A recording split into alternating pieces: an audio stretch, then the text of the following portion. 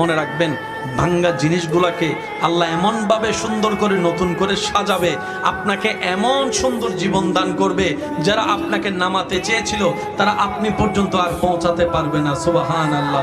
যারা আপনাকে টেনে ধরে নামাতে চেয়েছে তারা অনেক পিছনে পড়ে থাকবে, আপনি রবের রহমত নিয়ে অনেক দূরে এগিয়ে থাকবেন। মনে রাখবেন, শুধু একটু সয়ে যাবেন, একটু ধৈর্য ধরে থাকবেন, একটু সহ্য করে চুপ করে থাকবেন।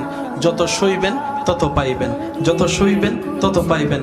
কোনো আফসোস নাই, কোনো আপত্তি নাই, কোনো হা হতাশ নাই। রবকে শুধু এতটুকু বলবেন, যখনই মন খারাপ হবে সিজদায় মাথাটা ঝুঁকিয়ে, ইয়া রব, আমি যা পেয়েছি কোনো কিছু পাওয়ার যোগ্যতা আমার কাছেই নেই, সব তুমি দয়া করে দান করেছো, সব তুমি দয়া করে দান করেছো।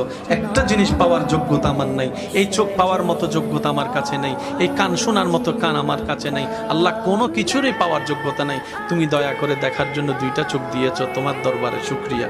সুবহানাল্লাহ।